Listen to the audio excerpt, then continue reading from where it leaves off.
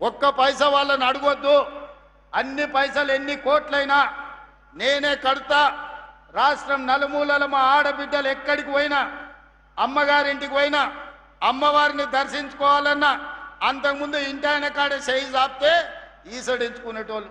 అత్తనేమో అమ్మ పోయి వంటింట్లో వంట చేయిపో, రొట్టెలు చేయిపో అని అనేది అత్త అమ్మగారింటికి పోయేస్తా అంటే. ఇవాళ మా అక్కలకి ఎవరిని అడగాల్సిన పని లేదు. ఇంటాయన బాయికాడిపోతే అమ్మగారింటికి పోయి అమ్మని చూసి మళ్ళీ ఇంటికి వచ్చేటట్టు వెసులుబాటు ఉన్నది ఇవాళ. మరి ఈ బస్సులు ఉచితంగా మీకు ఇచ్చిన మాట వాస్తవం కాదా అక్క? ఇవాళ మీకోసం 1000 బస్సులు కొనిచ్చి బస్సుల ఉచిత ప్రయాణమే కాదు 1000 బస్సులకి మిమ్మల్ని యజమానులను చేసిన మాట వాస్తవం కాదా? ఆ ఎల్ల రిలయన్స్, అదానీ, అంబానీలు విద్యుత్తో లేకపోతే పెట్రోల్ వ్యాపారంలో ఉంటే ఇవాళ మా ఆడబిడ్డలకు ఆ వ్యాపారం అందుబాటులోకి తెచ్చింది నిజం కాదా? బడి పిల్లలకు 27 లక్షల మంది పిల్లలకు బట్టలు కుట్టే బాధ్యత ఆనాడు పెద్ద పెద్ద కంపెనీలకు ఇస్తే ఆ కంపెనీలను మెడల్ పట్టి దొబ్బి ఈ ఆడబిడ్డలకు ఇచ్చిన మాట వాస్తవం కాదా? 27,000 స్కూళ్ళు రాష్ట్రంలో ఉంటే స్కూళ్ళ మెయింటెనెన్స్ మొత్తం అమ్మ ఆదర్శ పాఠశాల పేరు మీద మా ఆడబిడ్డలకు అప్పచెప్పిన మాట వాస్తవం కాదా? ఇవాళ ప్రతిదీ ఇందిరమ్మ ఇల్లు మొదటి విడత 4.5 లక్షలు, రెండో విడత 2.5 లక్షలు, 7 లక్షల ఇందిరమ్మ ఇల్లు ఇస్తే ఆడబిడ్డల పేరు మీదనే ఇల్లు ఉండాలి అని ఆడబిడ్డల పేరు మీద ఇవాళ ఇందిరమ్మ ఇల్లు మంజూరు చేసి 5 లక్షల రూపాయలు ఉచితంగా మీ ఖాతాలో వేస్తున్న మాట వాస్తవం కాదా?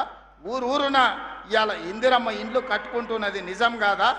అందుకే ఆయన చెప్పిన, ఇవాళ మళ్ళీ చెప్తున్నా, ఆనాడు ఊరిచ్చిండు, డబల్ బెడ్రూమ్ ఇండ్లు అన్నాడు, డబ్బా కొట్టిండు. ఆ రోజు కొడుకు వస్తే కొడుకు కోడలు ఉంటే ఆడుంటారు, అల్లుడు బిడ్డ వస్తే ఆడవంటారు, కోడి పిల్లను కుక్క పిల్లను ఉంటే ఆడగట్టేసుకుంటారు అని అహనా పెళ్ళంటలో కోట శ్రీనివాసరావు కోడిని పైన కట్టి కింద ఉత్తపువ్వ తిన్నట్టు ప్రజలకు కథలుగా చెప్పిండు ఆయన. మీకు డబల్ బెడ్రూమ్ ఇండ్లు రాలే, ఆయనకు మాత్రం 1000 ఎకరాల ఫామ్ హౌస్ వచ్చింది, కొడుకుకు 100 ఎకరాల ఫామ్ హౌస్ వచ్చింది, బిడ్డకు 50 ఎకరాల ఫామ్ హౌస్ వచ్చింది, అల్లుడికి 25 ఎకరాల ఫామ్ హౌస్ వచ్చింది. మన పేదోళ్ళకు మాత్రం డబల్ బెడ్రూమ్ ఇల్లు రాలే. నిజంగానే ఆ ప్రభుత్వానికి చిత్తశుద్ధి ఉంటే సంవత్సరానికి 2 లక్షల ఇండ్లు కట్టినా 10 ఏళ్లలో 20 లక్షల ఇండ్లు కట్టే అవకాశం ఉండే, 20 లక్షల పేదోళ్లను ఓ ఇంటి వాళ్ళని చేసి వాళ్ళ ఆత్మగౌరవాన్ని నిలబెట్టే అవకాశం ఉండే. కానీ ఏ రోజు కూడా ఆయనకు సోయి లేదు. ఆయన సోకుల మీదనే ఆయనకు ఆలోచన. 10 ఎకరాలల్లా ప్రగతి భవన్ అని పెద్ద గడి కట్టుకున్నాడు, ఫామ్ హౌజులు కట్టుకున్నాడు, కానీ మీకు మాత్రం ఇయ్యలే. కానీ మీ తమ్ముడు 2 ఏళ్లల్లా 7 లక్షల ఇండ్లు పేదలకు కట్టించి ఊరూర ఇందిరమ్మ ఇండ్లున్నాయి. అందుకే ఆ రోజు చంద్రశేఖరరావు గారికి సవాల్ విసిరిన, ఏ ఊరిలో నువ్వు డబుల్ బెడ్రూమ్ ఇల్లు కట్టించినవో ఆ ఊర్లో ఓట్లు నువ్వేపించుకో, ఏ ఊర్లో ఇందిరమ్మ ఇల్లు నేను కట్టించునో ఆ ఊర్లో నేను ఓట్లేపించుకుంటా, నీకు డిపాజిట్ వస్తే చూస్తా అని సవాల్ విసిరిన. ఇవాళ కూడా సవాల్కు కట్టుబడి ఉన్నా. హనుమాన్ల గుడి లేని ఊరు ఉండొచ్చు, నీళ్ల ట్యాంకు లేని ఊరు ఉండొచ్చు, రోడ్డు లేని ఊరు ఉండొచ్చు, బడి లేని ఊరు ఉండొచ్చు, ఇందిరమ్మ ఇండ్లు లేని ఊరు తెలంగాణ రాష్ట్రంలో లేదు, ఉండదు. ఇవాళ ఇందిరమ్మ ఇండ్లు గ్రామాన అందించినాం. ఇవాళనే 2.5 లక్షల పెన్షన్లు మంజూరు చేసినాం. మా అక్కలందరికీ సూచన చేస్తున్నా, వితంతువులు కానీ, ఒంటరి మహిళలు కానీ, భర్తలు చనిపోయిన వాళ్ళు కానీ ఎవరున్నా అప్లికేషన్ పెట్టుకోండి. సాచ్యురేషన్ ఎన్ని లక్షల మంది ఆడబిడ్డలు వితంతువులు కానీ ఒంటరి మహిళలు ఉంటే ఎన్ని లక్షల మంది ఉన్నా అందరికీ పెన్షన్ ఇచ్చే బాధ్యత నాది, మీ తమ్ముడిది, మిమ్మల్ని ఆదుకునే బాధ్యత నాది. అదేవిధంగా చేనేత కార్మికులు అర్హులైన వాళ్ళందరికీ ఇస్తా, గీత కార్మికులకు అర్హులైన వాళ్ళ అందరికీ ఇస్తా. అదేవిధంగా వివిధ రకాల వ్యాధులు ఉన్న వాళ్ళకు కూడా ఈనాడు పెన్షన్ ఇవ్వాలని మన ప్రభుత్వం నిర్ణయం తీసుకున్నది. ఇవన్నీ సంక్షేమం ఇందిరమ్మ రాజ్యంలోనే సాధ్యమవుతుంది, కాంగ్రెస్ ప్రభుత్వంలోనే ఇవన్నీ అమలు జరుగుతాయి. అందుకే మిత్రులారా, ఇందిరమ్మ రాజ్యం అంటేనే మహిళా ప్రభుత్వం. సోనియమ్మ నాయకత్వంలో, ప్రియాంక గాంధీ నేతృత్వంలో, ఇందిరాగాంధీ గారి ఆశీర్వాదంతో నిర్మలా జగ్గారెడ్డి గారు సంగారెడ్డిలో చేసే సేవ మహిళలకు మొదటి ప్రాధాన్యత ఉంటుంది.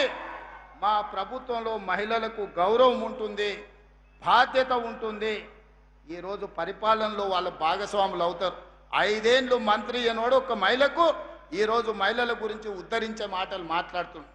ఒక్కసారి ఆలోచన చేసి ఇట్లా మాట్లాడేటోళ్ళకు ఒకటే మందు, రొట్టెలు చేసినప్పుడు సలాకి ఎర్రగాల్చి వాతలు పెడితే ఇట్లాంటి తప్పుడు మాటలు తక్కువ మాట్లాడతారు. అందుకే మిత్రులారా, మహిళల తర్వాత నిరుద్యోగ యువకులు విద్యార్థులు ఈ రాష్ట్రాన్ని ముందుకు నడిపిస్తున్నారు.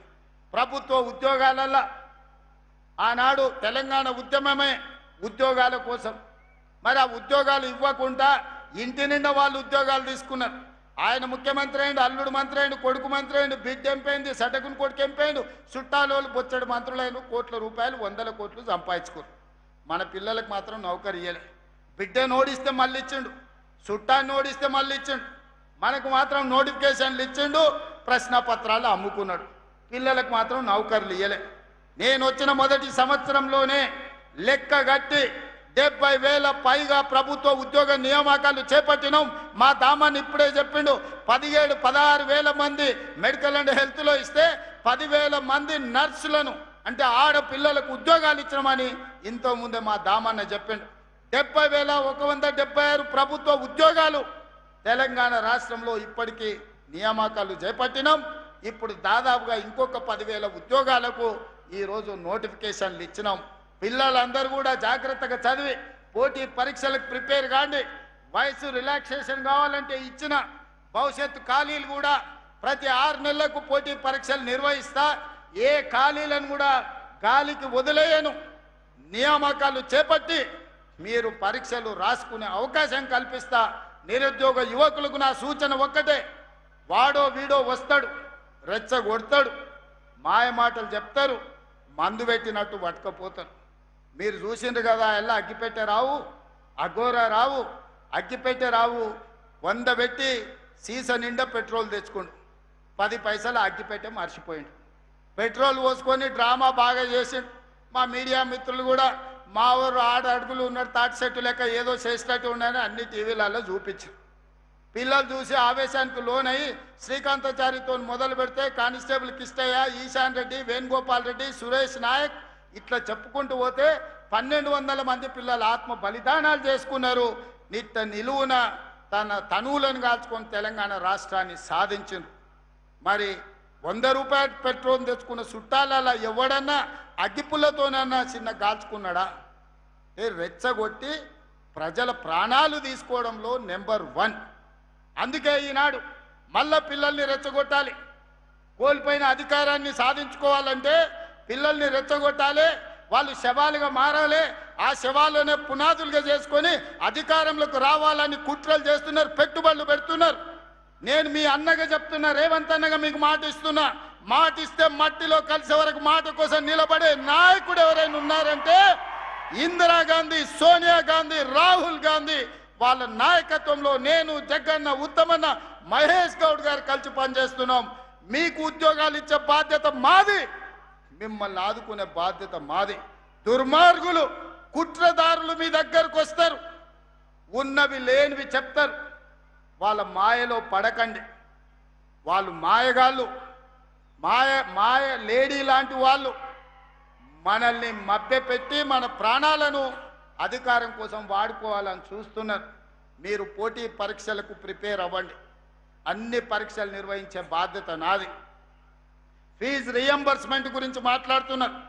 8,000 కోట్ల రూపాయలు అప్పులు పెట్టి ఫీజు రియంబర్స్మెంట్, ప్రభుత్వ ఖజానా మీద 8,11,000 కోట్ల రూపాయల అప్పులను మోపి తెలంగాణ రాష్ట్రాన్ని దివాలా తీపిచ్చి, దివాలా తీసిన ప్రభుత్వాన్ని విధ్వంసమైన తెలంగాణను మాకు అప్పచెప్తే విధ్వంసం నుంచి వికాసం వైపు నడిపించడానికి 8,11,000 కోట్ల రూపాయలు మీరు చేసిన అప్పులకు తప్పులకు మిద్దీలు ప్రతి సంవత్సరం 75,000 కోట్ల రూపాయలు ఇవాళ నేను కడుతున్నా. ఈ లెక్క నేను చెప్పింది కాదు, కాగ్ నివేదికలు చెప్తున్నాయి. పాత్రికేయ మిత్రులారా, 3 లక్షల కోట్ల రూపాయలు 32 నెలల్లో వాళ్ళు చేసిన అప్పులకు కట్టాల్సిన పరిస్థితి వచ్చింది. సంవత్సరానికి 75,000 కోట్ల రూపాయలు అన్నం తిన్నా తినకపోయినా, నిద్రపోయినా పోకపోయినా సంవత్సరానికి కేసీఆర్ గారు చేసిన అప్పులకు తప్పులకు 75,000 కోట్ల రూపాయలు కట్టుకుంటూ వస్తున్నా. నాడు మొంగిపోయినా అప్పిచ్చినోడు ఊరుకోడు, నిలబెట్టి వసూలు చేస్తాడు. అవి కట్టుకుంటూనే ఆర్థిక సంక్షోభాన్ని ఎదుర్కొంటూనే అప్పుల ఊబిలో నుంచి బయటకు వస్తూ తెలంగాణ రాష్ట్రాన్ని అభివృద్ధి పదం వైపు నడిపించే ప్రయత్నం చేస్తున్నాం. సంక్షోభంలో ఉన్న సంక్షేమాన్ని ఈరోజు సంక్షేమం వైపు సంక్షోభంలో నుంచి బయటకు తెచ్చి సంక్షేమ పథకాలను ఈరోజు అమలు చేసి విధ్వంసమైన తెలంగాణను వికాసం వైపు నడిపించడానికి నిరంతరం ప్రయత్నం చేస్తున్నాం.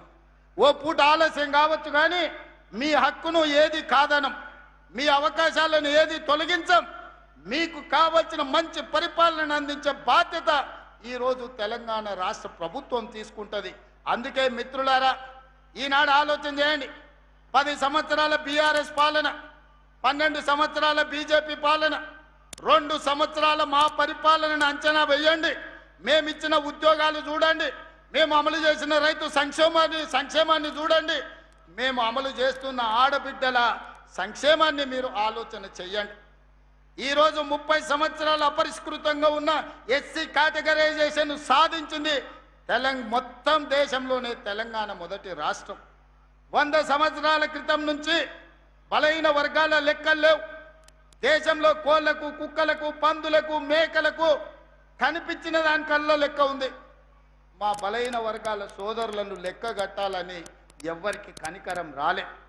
కానీ మా మహేష్ గౌడ్ గారు అధ్యక్షుడైనాక పొన్నం ప్రభాకర్ గారిని పెట్టి తెలంగాణ రాష్ట్రంలో బీసీ కులగణన చేసి లెక్క కట్టి లెక్క తేల్చి దేశం ప్రధానమంత్రి మీద ఒత్తిడి తీసుకొస్తే ఈరోజు జనగణనలో కులగణన చేయాల్సిన పరిస్థితి మోడీ గారికి కల్పించి దేశంలో మొదటిసారి కులగణన చేయడానికి పునాదులు వేసింది తెలంగాణ రాష్ట్రం.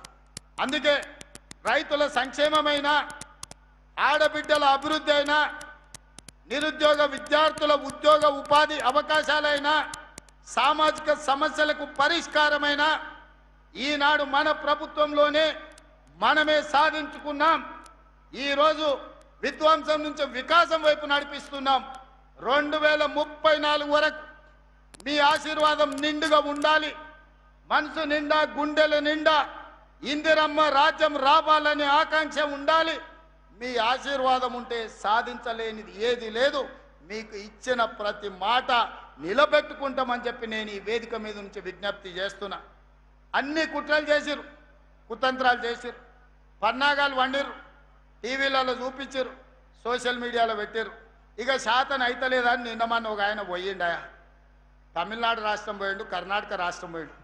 ఏమైనా మంచి కోరుతాడు అనుకున్నా, మంచి కోరలే, అఘోర పూజలు చేస్తున్నాడా. ఇంత ఘోరం ఎక్కడ నన్ను ఉంటుందా?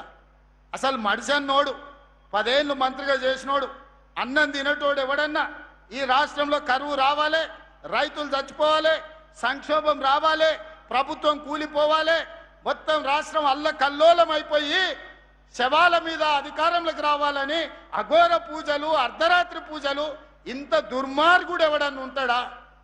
నా మీదనో మా మహేష్ గౌడ్ మీదనో చేతబడి చేసిందంటే మేము ఎట్లనన్నా ఎదుర్కొంటాం.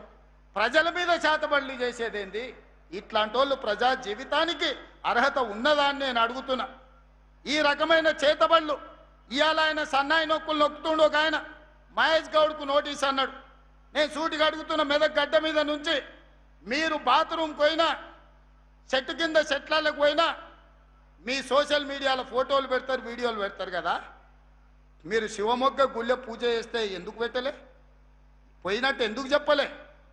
కర్ణాటకలో, తమిళనాడులోనో నువ్వు పోయిన గుళ్ళకు పోయినట్టు నీ సోషల్ మీడియాలో కానీ లేకపోతే నీ దినచర్యలో ఎక్కడ కూడా ఎందుకు ప్రకటించలే? ఎందుకు రహస్యంగా ఉంచినావు? గుడికి పోతే దండం పెట్టుకుంటాం, గుడి బయటకు వచ్చి 4 మంచి ముట్లు మాట్లాడతాం. మేము తిరుపతి పోయినా, శ్రీశైలం పోయినా, యాదగిరిగుట్ట పోయినా, రాజన్న సిరిసిల్ల పోయినా, సమ్మక్క సారలమ్మ పోయినా మీడియాని అందరిని పిలిచి దర్శనం చేసుకొని 10 కాలాల పాటు రాష్ట్రం సుభిక్షంగా ఉండాలని మేము విజ్ఞప్తి చేస్తాం. మరి నువ్వెందుకు శివమొగ్గ గుడికి పోయింది చెప్పలేదు? పిల్లి మొగ్గలు ఎందుకు వేస్తున్నావు? తమిళనాడులో ఏ గుడులకు పోయినావు నువ్వు? ఆ గుళ్ళల్లో జరిగే అఘోర పూజలేంటివి, నీకు పూజలు చేసిన పూజారులు ఎవరు, వాళ్ళ వివరాలు బయట పెట్టు. ఇవాళ బావ కోసం బామ్మార్ది దిగిండు. బామ్మార్ది మా బావ మంచి గుడికి పోయిండని చెప్పి పక్కన ప్రెస్ వాళ్ళకి అంటుండట. ఈ కాంగ్రెస్ వాళ్ళకి తెలియదు, వాళ్ళ కోసం కాదు, మా మీద శాతబడి చేపించిన, అందుకే మా నాయన ఫామ్ హౌస్ల నుంచి బయటకు వస్తలేడు, అష్ట దిగ్బంధం చేసి శాతబడి చేశాని బామ్మార్ది పక్కన ఉన్న ప్రెస్ వాళ్ళకి చెప్తున్నాడు. వాళ్ళు వచ్చి మాకు చెప్తారు, గిదయా వీళ్ళ